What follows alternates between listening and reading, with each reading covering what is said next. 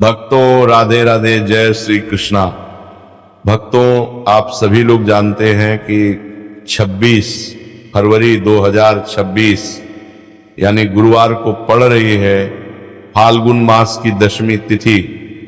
और भक्तों, ये वह तिथि है जो फाल्गुन मास में पड़ने वाली सबसे बड़ी तिथि है, क्योंकि ये गुरुवार के दिन पड़ रही है और इसका बहुत ही बड़ा और विशेष महत्व होता है।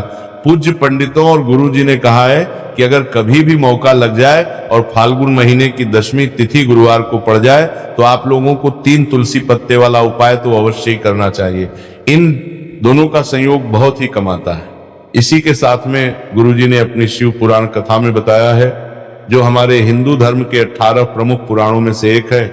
भक्तों, इस दिन आपको इस 3 तुलसी पत्ते वाला उपाय तो आपको अवश्य ही करना चाहिए, क्योंकि ऐसा दिन पूरे साल में सिर्फ एक ही बार आता है। और भक्तों, आप सभी लोग जानते हो कि गुरुवार दशमी तिथि का अगर सबसे बड़ा कोई उपाय है तो वह 3 तुलसी पत्ते वाला उपाय है। तो भक्तों, गुरुवार दशमी तिथि के दिन आप लोगों को इस 3 तुलसी पत्ते वाला उपाय को जरूर करना है। बहुत सारे लोग होंगे जिन लोगों ने इस उपाय को ना किया हो, मतलब पूरा साल निकल गया, उन्होंने किसी भी दिन इस 3 तुलसी पत्ते वाला उपाय को ना किया हो। पर भक्तों, आपके पास एक आखिरी मौका बचा हुआ है, जो कि 26 फरवरी 2026 गुरुवार दशमी तिथि के दिन है। इस दिन आप लोगों को इस वाले उपाय को जरूर कर लेना है। भले ही आपने महीने भर इस उपाय को ना किया हो, आपके पास एक आखिरी मौका बचा है। इस फाल्गुन महीने के गुरुवार दशमी तिथि के दिन अगर इस वाले उपाय को कर लिया तो आपको इस उपाय को करने का वो फल मिलेगा जिसकी आपने कभी कल्पना भी नहीं करी होगी। इसीलिए आप लोग इस वाले उपाय को एक बार जरूर कर लेना है, ताकि आप लोगों के हाथ से यह मौका ना जा सके और आपको इस उपाय को करने का फल मिल सके। भक्तों, ये उपाय पंडित जी ने अपनी अभी की ही श्री शिव महापुराण की कथा में बताया है जी। इस उपाय को आज हम आपको बहुत अच्छे से समझाने वाले हैं। इस वीडियो को देखने के बाद इस उपाय को समझने के लिए आपको कोई और वीडियो को देखने की जरूरत नहीं पड़ेगी। तो चलिए भक्तों, उपाय को शुरू करते हैं। देखिए, इस फाल्गुन महीने के गुरुवार दशमी तिथि के दिन ये इतना खास होता है, इतना महत्वपूर्ण होता है। देखा गया कभी कभी बड़े बड़े पूजा पाठ अनुष्ठान से जो मनोकामना पूर्ण नहीं होते, वो फाल्गुन महीने की गुरुवार दशमी तिथि के दिन एक छोटे से उपाय करने से ही आपकी मनोकामना पूर्ण होती है। और बहुत सारे लोगों ने इस उपाय को किया भी है और उनको इस उपाय को करने का फल भी जरूर मिला है। अगर आप लोग भी इस उपाय को करना चाहते हैं तो आप इस उपाय को पहले अच्छे से समझ लेना, सुन लेना, उसके बाद करना। आपको इस उपाय का फल जरूर मिलेगा। और इस उपाय को कर लेने से आपके घर में चाहे किसी भी प्रकार की दुख और समस्या क्यों ना चल रही हो, आपको उसका कारण भी नहीं पता है कि भाई समस्या किस कारण से चल रही है, उसका कुछ भी कारण हो सकता है। जैसे पितृदोष हो सकता है या किसी भी तरह का मंगल दोष भी हो सकता है।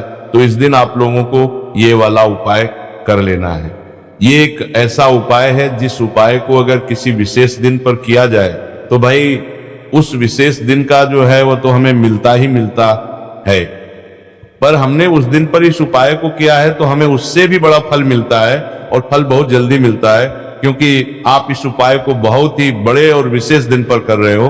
तो चलिए अब उपाय के बारे में बात करते हैं। लेकिन उससे पहले लोगों को यह जानना आवश्यक है कि आखिर ये उपाय किस समय करना है, किसको करना है और कैसे करना है। तो चलिए हम आगे आपको वीडियो में एक एक करके बता देते हैं। लेकिन उससे पहले अगर आप लोग हमारे चैनल पर पहली बार आए हैं या फिर मेरी आवाज आज पहली बार सुन रहे हैं तो हमारे चैनल को सब्सक्राइब जरूर कर लेना, और इसके लिए वीडियो को लाइक करके कमेंट बॉक्स में श्री शिवाय नमस्तुभयम ओम नमः शिवाय जरूर टाइप कर देना। तो भक्तों, इस 3 तुलसी पत्ते वाला को हमें इस गुरुवार दशमी तिथि के दिन कैसे करना है, किसको करना है, किस समय करना है और कहां पर करना है, ये सारे सवालों के जवाब आपको इस वीडियो में मिल जाएंगे। और जो ये वीडियो देखेगा भाई, उसको 3 तुलसी पत्ते वाला उपाय जरूर करना चाहिए, क्योंकि इस दिन एक तुलसी पत्ते का भी बहुत ही बड़ा और विशेष महत्व होता है। और जब बात आ जाए 3 तुलसी पत्ते वाला उपाय की, तो ये सोने पर सुहागा वाली बात हो जाती है, और ये बहुत ही बड़ा हो जाता है इस गुरुवार दशमी तिथि का। तो अब भक्तों, इस 3 तुलसी पत्ते वाला उपाय को आखिर करना किसको है, सबसे पहले हम लोग वो बात जान लेते हैं।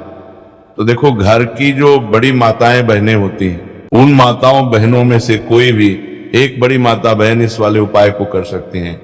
और भक्तों, अगर आप चाहे तो अपने घर में से सभी सदस्यों को भी इस उपाय को करवा सकते हैं। अगर किसी व्यक्ति की खुद की कोई मनोकामना है, खुद की कोई दुख और परेशानी है कि वह अपने लिए ही करना चाहता है, इस वाले उपाय को तो वो खुद अपने लिए भी कर सकता है। बाकी अगर कोई घर में से ऐसा है जो कि अपने पूरे घर परिवार की सुख और शांति के लिए ये वाला उपाय करना चाहता है, तो भाई वह भी कर सकता है, उसमें भी कोई दिक्कत वाली बात नहीं। कहने का मतलब यह है कि इस उपाय को हर एक सदस्य भी कर सकता है और पूरे घर परिवार के सदस्य के लिए घर की बड़ी माताओं बहनों में से कोई एक माता बहन भी कर सकती है। माताएं बहन अगर घर में उपस्थित ना हो या वो इस वाले उपाय ना कर पा रहे हो, तो फिर घर का कोई बड़ा सदस्य भी इस 3 तुलसी पत्ते वाला उपाय को कर सकता है, चाहे फिर वह पुरुष ही क्यों ना हो, उसमें कोई भी दिक्कत वाली बात नहीं है। उसके बाद में भक्तों जो अगला प्रश्न निकल कर आता है वो ये आता है, इस उपाय को लेकर के आखिर इस उपाय को हमें किस समय करना है, सुबह के समय करना है कि शाम के समय करना है? तो इस वाले उपाय को आप लोग सुबह के समय भी कर सकते हो और शाम के समय प्रदोष काल में भी कर सकते हो। अब अगर आप पूछो कि भाई साहब सबसे उत्तम समय कौन सा रहेगा इस 3 तुलसी पत्ते वाला उपाय को करने का, तो हम आपसे बस यही कहेंगे कि इस उपाय को आप सुबह के समय करेंगे तो ज्यादा बेहतर होगा। बाकी अगर प्रदोष काल शाम के समय भी करेंगे तो भी अच्छा होगा, उसमें कोई भी दिक्कत वाली बात नहीं है। तो अब भक्तों, जो अगली सबसे बड़ी और पूर्ण बात आती है वो ये आती है कि सुबह अगर हम उपाय को करेंगे तो हमें कितने बजे से लेकर कितने बजे तक के बीच में करना है, और शाम के समय प्रदोष काल में करेंगे तो हमें कितने बजे से लेकर कितने बजे के बीच में करना है। तो देखो, सुबह जितनी जल्दी हो सके आप उपाय को करने की कोशिश करना। बाकी अगर किसी कारणवश लेट भी हो जाओ, थोड़ी देर भी हो जाए, तो 10 या 11 बजे तक भी आप उपाय कर लेना, पर 12 बजे से ज्यादा देरी ना हो, ठीक है, बात का ध्यान रखना। उसके बाद में भक्तों, अगर शाम के समय प्रदोष काल की बात करें, प्रदोष काल का जो समय है होता है वह शाम के 6 बजे से शुरू हो जाता है। मतलब शाम के 6 बजे से लेकर 7 बजे के बीच का जो समय होता है, यह समय प्रदोष काल का समय होता है। तो आप इस उपाय को 7 या 8 बजे के बीच में भी कर सकते हो। मतलब शाम के 6 बजे से रात 8 बजे के बीच में आप कभी भी इस वाले उपाय को कर सकते हो, उसमें कोई भी दिक्कत वाली बात नहीं है। तो चलिए भक्तों, जान लेते हैं सबसे पहले उपाय के बारे में, जो कि है तुलसी जी के पत्तों का बहुत ही चमत्कारिक उपाय। देखिए, हम सभी के घरों में माता तुलसी का पौधा अवश्य ही होता है। तो देखिए, हमें तुलसी जी के पौधे से सबसे पहले तो 3 पत्ते तोड़ने हैं। तो देखिए, तुलसी जी के आपको 3 पत्ते तोड़ लेने हैं, और इन तुलसी जी के पत्तों को तोड़ने के बाद आपको 1 चुटकी हल्दी भी अपने साथ में लेनी है। हल्दी के अंदर आपको जल मिलाकर के पेस्ट के रूप में तैयार करना है, और इसी के साथ में आपको एक दीपक भी लेना होगा। दीपक आप मिट्टी का भी ले सकते हैं, आटे का भी ले सकते हैं, और इस दीपक में आपको शुद्ध घी डाल के इसमें आपको लंबी रुई की बाती का प्रयोग करना है। देखिए भक्तों, आपके पास है 3 तुलसी जी के पत्ते। तो पहला जो तुलसी जी का पत्ता है उस पर आपको सबसे पहले तो जो आपने हल्दी है उसकी एक बिंदी लगानी है, और पहला जो तुलसी जी का पत्ता है आपके घर में, भगवान विष्णु का चाहे कोई सा भी स्वरूप हो, चाहे लड्डू को गोपाल जी का स्वरूप हो, या फिर भगवान कृष्ण की आपके मंदिर में प्रतिमा हो, या फिर भगवान श्री राम की प्रतिमाएं, उनके सामने आपको पहला तुलसी जी का पत्ता अर्पित करना है। अब देखिए भक्तों, आपके पास जो 2 तुलसी जी के पत्ते हैं और आपके पास जो एक दीपक है, इन्हें आपको लेकर के पहुंचना है अपने घर में तुलसी जी के पौधे के पास में। देखिए, सबसे पहले तो आपके पास जो 2 तुलसी जी के पत्ते हैं उन पर भी आपको हल्दी की एक एक बिंदी लगानी है, और उन दोनों ही जी के पत्तों को आपको अपने घर में तुलसी जी के पौधे के वहां पर ही अर्पित कर देने हैं। और इस प्रकार से ये दोनों पत्ते भी तुलसी जी के पौधे के पास में अर्पित करने के बाद अंत में जो आपके पास एक लंबी बाती का दीपक है, इसे आपको तुलसी जी के पौधे के पास में ही प्रज्वलित कर देना है। जो भी व्यक्ति अपने ही घर पर गुरुवार दशमी तिथि के दिन इस प्रकार से तुलसी जी के 3 पत्तों का यह उपाय कर लेता है तो उसका परिवार हमेशा खुश रहता है, उसके परिवार में कभी भी कोई भी संकट उत्पन्न नहीं होता है, और यदि आपके घर में जो भी ग्रह क्लेश है वो भी समाप्त होते हैं। तो इस प्रकार से आपको ये पहला उपाय करना है। अब भक्तों हम जान लेते हैं दूसरे उपाय के बारे में। मैं देखिए इस उपाय को करने के लिए भी आपको मात्र 1 लोटा शुद्ध जल लेना है तांबे के पात्र के अंदर, और इसी के साथ में आपको एक प्यारी सी और सुंदर सी बेलपत्र लेनी है। बेलपत्र है वो कहीं से भी खंडित नहीं होनी चाहिए, इस बात का ध्यान रखना है। बेलपत्र यदि आपको प्राप्त नहीं हो पाती है तो आप शिवलिंग पर चढ़ी हुई बेलपत्र को पुनः शुद्ध जल से धोकर के उसका उपयोग कर सकते हैं। देखिए इस उपाय को आप सुबह से लेकर के शाम तक किसी भी समय में कर सकते हैं। देखिए मंदिर पहुंचने के बाद सबसे पहले तो आपके पास जो अपनी हथेली में रखना है और आपको कुंडकेश्वर महादेव से प्रार्थना है कि मेरे शरीर में या फिर मेरे परिवार के सदस्य के शरीर में कोई भी भारी रोग हो चुका है जिसमें उसे आराम नहीं मिल पा रहा है, डॉक्टरों को लगातार दिखा रहे हैं, दवाओं का लगातार सेवन कर रहे, लेकिन बीमारी में आराम नहीं मिल पा रहा है। हे मेरे कुंडकेश्वर महादेव, मुझे अपनी बीमारी में आराम दिलाने की कृपा करें। इस प्रकार से आपको कामना करते हुए ये जो एक बेलपत्र है इसे आपको माता अशोक सुंदरी वाले स्थान पर अर्पित करनी है। देखिए माता अशोक सुंदरी वाले स्थान पर जब भी आप ये बेलपत्र अर्पित करेंगे तो इसकी जो चिकनी साइड है वो शिवलिंग से स्पर्श रहेगी, और इसको आपको इस प्रकार समर्पित करना है कि जो इसकी डंडी है वो शिवलिंग की तरफ रहेगी और इसका जो पट्टी वाला भाग है वह जलाधारी की ओर रहेगा। इस प्रकार से आपको ये एक बेलपत्री शिवलिंग पर अर्पित करनी है। इसके बाद आपके पास जो एक लोटा जल है उसे आपको सबसे पहले माता अशोक सुंदरी वाले स्थान पर अर्पित करना है। देखिए आपको शिवलिंग के ऊपर जल अर्पित नहीं करना है, पूरा ही जल आपको धीरे धीरे जहां आपने बेलपत्र अर्पित की फिर उसी के ऊपर आपको अर्पित करना है। जल को अर्पित करते समय लगातार आपको कुंडकेश्वर महादेव का स्मरण करते रहना है। देखिए जैसे जल जलाधारी से होकर के बह करके आएगा तो इसे आपको थोड़ा सा किसी भी खाली पात्र में झेलने हैं और इस जल को आपको महादेव से यानी कि कुंडकेश्वर महादेव से औषधि स्वर प्राप्त कर लेना है और इसे आपको अपने घर लेकर के आ जाना है।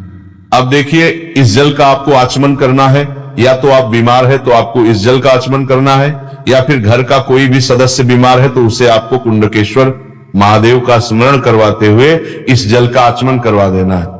पूज्य गुरु जी ने बताया है कि जो भी व्यक्ति इस उपाय को 5 दिन 60 दिन इस प्रकार से कर लेता है तो उसकी जो बड़ी से बड़ी बीमारी है वह समाप्त होती है।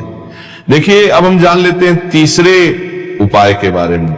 देखिए ये जो उपाय है विशेषकर उन लोगों को करना चाहिए जो बहुत ही अधिक बीमार पड़ते हैं, यानी कि आपके घर में जितनी भी कमाई होती है वह सभी बीमारी में खर्च हो जाते हैं, या फिर आपके घर में ऐसा कोई भी व्यक्ति है जो बहुत अधिक गुस्सा करता है जिससे बहुत ही अधिक क्लेश आता है, तो उसके लिए भी आप ये उपाय कर सकते हैं। तो देखिए इस उपाय को करने के लिए आपको गिन करके गुड़ के 7 टुकड़े लेने हैं। गुड़ के आपको 7 टुकड़े लेने हैं।